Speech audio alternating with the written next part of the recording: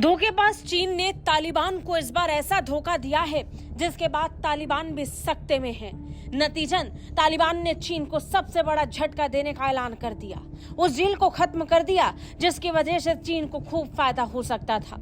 चीन को oil extraction deal से बाहर कर तालिबान ने चीन को उसी की भाषा में ऐसा जवाब दिया है जिसकी चर्चा हर तरफ हो रही है। चीन की धोखेबाजी पर तालिबान ने बड़ा कदम उठाते हुए चीनी कंपनी के खिलाफ एक सख्त कार्रवाई की।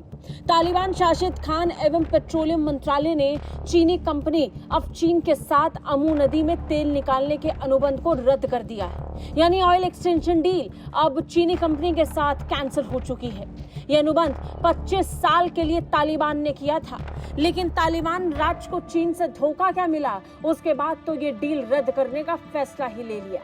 मंत्रालय के प्रवक्ता ने कहा कि चीन की कंपनी ने अनुबंध में किए गए वादों को पूरा नहीं किया है, जिसके बाद इसे रद्द करने का फैसला लिया गया है। इसमें निवेश करने में विफलता, कोक की ड्रिलिंग और एक्सप्लोरेशन में कमी, जरूरी गारंटी की कमी, अफगान नागरिकों को रोजगार देने में विफलता और लापरवाही शामिल है। यानी सीधे सीधे चीन पर लापरवाही और अफगानिस्तान पर धोखा देने का आरोप लगा है, जिसके बाद चीन पूरी तरीके से घिर चुका है। चीनी कंपनी के खिलाफ अफगानिस्तान के तालिबान राज का ये रवैया इस समय चीन को चुभ सकता है, लेकिन अफगानिस्तान में तालिबान टू ये फैसला ले चुका है।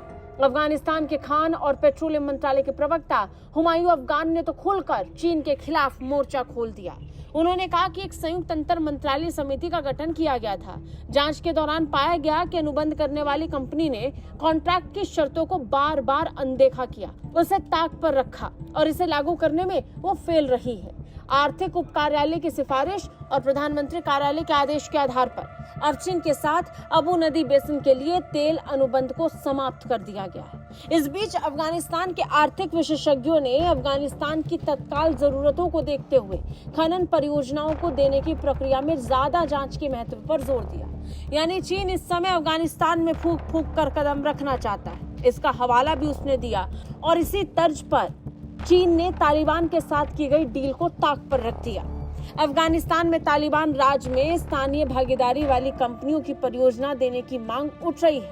कहा जा रहा है कि इन कंपनियों को आवंटन से भविष्य में इस तरह की समस्याओं से बचाया जा सकता है। चीन का यह दावा है कि इसे जांच के दायरे में लाना चाहिए, लेकिन वहीं अफगानिस्तान की तालिबान राज ने कहा कि डील तो हो चुकी है और इस डील से अलग जाकर अब तरह तरह की बातें और बहाने चीन की तरफ से बनाए जा रहे हैं, जिसके बाद ऑयल एक्सट्रैक्शन डील ही रद्द कर दी गई है। ब्यूरो रिपोर्ट, भारत तक।